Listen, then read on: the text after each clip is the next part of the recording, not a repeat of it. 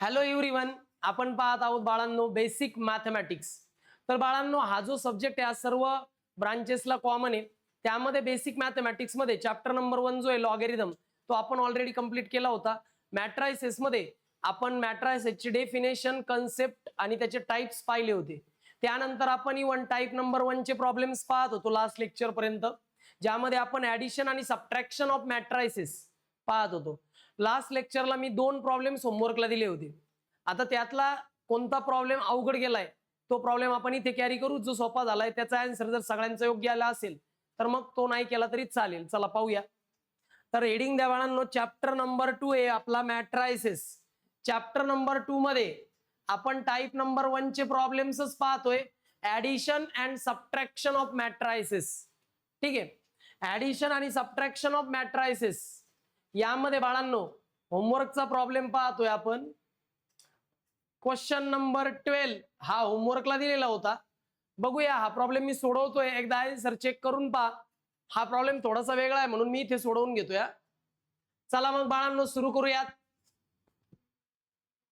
Addition and subtraction of matrices मध्ये असलेला x आणि वाय ची व्हॅल्यू फाइंड आउट करण्याकरता असलेला हा प्रॉब्लेम. तर होमवर्कच्या प्रॉब्लेम मध्ये ए ची व्हॅल्यू म्हणजे हा मॅट्रिक्स दिला होता. ए ची व्हॅल्यू म्हणजे हा मॅट्रिक्स आहे, बी ची व्हॅल्यू म्हणजे हा मॅट्रिक्स आहे.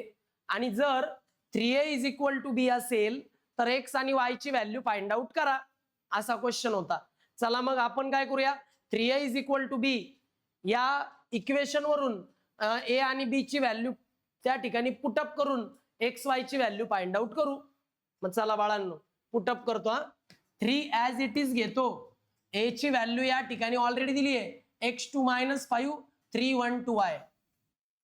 x2 - 5 312y बरोबर लिहिलं ना x. ओके. त्यानंतर इज इक्वल टू केलं, 3 ॲज इट इज घेतला, ए ची व्हॅल्यू पुटअप केली क्वेश्चन मध्ये पाहून. बी ची व्हॅल्यू या ठिकाणी दिली पहा 2y + 5 6 - 15. 2y + 5 6 - 15.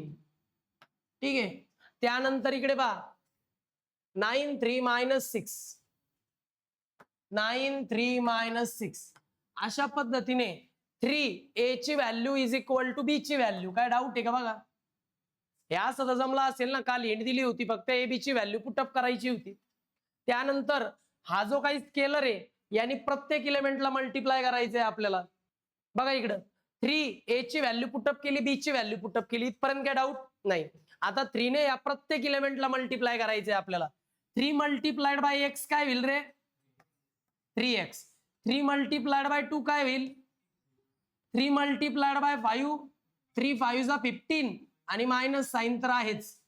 3 × 3 3 × 1 3 1 जा 3 3 × 2y 3 2 जा 6 आणि y तर आहेच 6y. आता याला मी इक्वेट करतो या बरोबर. मग इथं 2y + 5 6 - 15 9 3 - 6 हे तर जमलं असेल ना. 3 ने या प्रत्येक इलेमेंटला मल्टिप्लाय केलं. काय डाऊट आहे का बघा बरं याच्यामध्ये? हे तर जमलं असेल ना. ऑनलाईनच्या मुलांनाही जमायला हवं. आता इकडे लक्ष द्या. काय लक्षात येतंय जरा इकडे बघा. या ठिकाणी 6 आहे तर त्याच पोझिशनला इथं काय बरं 6. म्हणजे चला एक इलेमेंट तर सिमिलर आला. हा या ठिकाणी 3 येतं, या ठिकाणी पण काय बरं दुसरा पण इलेमेंट सिमिलर आला. या ठिकाणी जर 9 आहे या ठिकाणी पण 9 आहे, म्हणजे हा पण इलेमेंट सिमिलर आला. त्यानंतर या ठिकाणी -15 आहे आणि या ठिकाणी पण -15 आहे, म्हणजे चौथा पण इलेमेंट सिमिलर आला. म्हणजे जर एवढे सगळे इलेमेंट सिमिलर आहेत याचा अर्थ असा झाला की हा इलेमेंट आणि हा इलेमेंट पण सेम पाहिजे आणि हा इलेमेंट आणि हा इलेमेंट सुद्धा सेम पाहिजे. मग याला म्हणतात according to the equality of matrices this element should be equal to this element and this element should be equal to this element. म्हणजे आता मी कशाला इक्वेट करणार पहा बरं का. ह्या व्हॅल्यूला इक्वेट करणार ह्या व्हॅल्यू बरोबर आणि ह्या व्हॅल्यूला इक्वेट करणार ह्या व्हॅल्यू बरोबर. प्रश्न येतो ह्या दोघांना पहिले इक्वेट करू की ह्या दोघांना? जर मी ह्या दोघांना इक्वेट केलं तर इथे x आणि इथं y आहे. एकाच इक्वेशन मध्ये 2-2 व्हेरिएबल असतील तर फाइंड आउट होणार नाही. म्हणून मी पहिले या दोघांना इक्वेट करणार आहे, म्हणजे मला y मिळेल. मग खाली लिहायचं by using equality of matrices. मॅट्रायसेसची इक्वॅलिटी वापरूया. मॅट्रायसेसच्या इक्वॅलिटी नुसार 6y as it is 6y as it is घेतले बरं का. त्याला इक्वेट करायचंय -6 बरोबर. Got it. आता लक्ष द्या 6 इकडे मल्टिप्लाय तिकडे जाऊन डिवाइड. मग -6 ला जर 6 ने डिवाइड केलं तर काय येतं तुम्हाला माहितीये. 6 1 जा 6 6 1 जा 6 6 1 6 6 1 6 आणि -1. अशा पद्धतीने y ची व्हॅल्यू आलेली -1. आता तुम्ही ह्या इलेमेंटला ह्या इलेमेंट बरोबर जर इक्वेट केलं तर y ची व्हॅल्यू तुम्ही ही पुटअप करायची म्हणजे तुम्हाला 1 ची व्हॅल्यू मिळेल. घ्या बरं इथपर्यंत लिहून चला पटपट. प्रथम हे सगळं लिहून घ्या चला. होमवर्कचा क्वेश्चन नंबर 12 हा बघून घ्या. काय डाऊट आहे. चला लिहिला असेल आता पुढे जा. हे पण लिहून घ्या. लिहून घ्या इथपर्यंत. y ची व्हॅल्यू काढा.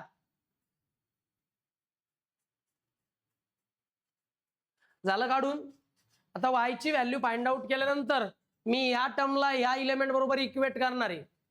3x = 2y + 5. मग चला इकडे लक्ष द्या. 3x = 2y + 5 ला इक्वेट केलं पण y ची व्हॅल्यू तर -1 आहे. ती मी या ठिकाणी करणार आहे पुट. मग काय होईल बरं. 3x = 2 × -1 + 5. जिथं y होता तिथं -1 टाकलं. 2 × -1 किती येतात -2 + 5. 3x ॲज इट इज 5 - 2 5 मधून 2 गेले 3. मग 3 ला डिवाइड करू. आता 3 इकडे मल्टिप्लाय. तर या ठिकाणी इकडे लक्ष द्या. 3x = 3 आहे. 3 इकडे मल्टिप्लाय इकडे येऊन डिवाइड. 3 डिवायडेड बाय 3 किती होतं 1. 3 1 जाते 3 1 जा 3 खाली राहिली 1 ची व्हॅल्यू 1. काय डाऊट आहे का हे कम्पेअर वगैरे करण्यात. अशा पद्धतीने रिस्पेक्टिव्ह इलेमेंट बरोबर जर तुम्ही कंपॅरिझन केलं तर तुम्हाला x आणि y ची व्हॅल्यू मिळते. काय डाऊट आहे. अशा टाइपचे प्रॉब्लेम हमखास एफ चांगला येतात 4 मार्कांकरता. तर ते करायचे हे लिहून घ्या. हा होमवर्कचा प्रॉब्लेम या ठिकाणी कंप्लीट झालेला आहे. डाऊट आल्यास विचारा.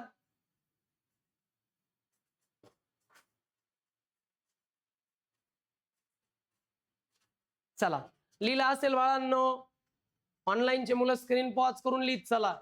क्वेश्चन नंबर 13 अजून एक होमवर्कला दिला होता. ए ची व्हॅल्यू हा मॅट्रिक्स आहे. बी ची व्हॅल्यू हा मॅट्रिक्स आहे. सी ची व्हॅल्यू हा मॅट्रिक्स आहे. म्हणजे एबीसी अशा 3 व्हॅल्यू दिल्या आणि त्यांची व्हॅल्यू देताना मॅट्रिक्सच्या फॉर्मॅटमध्ये दिली. आणि ते म्हणतात जर हे इक्वेशन ट्रू आहे ही साइड आणि ही साइड जर इक्वल आहे तर त्यामध्ये जो हा डी आहे त्या डी ची व्हॅल्यू फाइंड आउट करा. मग मी तुम्हाला काय करून दिलं होतं लास्ट लेक्चरला. इक्वेशन मध्ये डी एका बाजूला ठेवला बाकी सगळं दुसऱ्या बाजूला नेलं होतं. मग डी चं इक्वेशन तयार झालं. आता इथे एबीसी ची व्हॅल्यू टाकायची होती आणि डी ची व्हॅल्यू काढायची होती. आय थिंक हे तुम्हाला जमलं असेल. जमलंय ना सर्वांना. याचा आन्सर इथे लिहून देतो. प्रॉब्लेम तुम्हाला सॉल्व्ह करायला इझी आहे. ऑनलाईनच्या मुलांना डाऊट आला तर विचारा. परंतु ऑफलाईनच्या मुलांना सर्वांना ते जमलंय. त्याची व्हॅल्यू अशी आली होती -352. पुढे काय आलं होतं -7 -4 -1. इथे 4 -2 -5 का. हे आन्सर बरोबर आहे. ऑफलाईनच्या मुलांनी चेक करा. असा आन्सर आलेला आहे पहा फायनल आन्सर. जवळपास हे सर्व मुलांना जमलेलं आहे. त्यामुळे हे काही मी सॉल्व्ह करणार नाही कारण इझी आहे. एबीसी ची व्हॅल्यू टाकायची 2 ने आणि 3 ने इंटरनली मल्टिप्लाय करायचं. प्रत्येक इलेमेंटला 3 मॅट्रायसेस देतात. तिघांचं सबट्रॅक्शन केलं की डी मिळतो असा.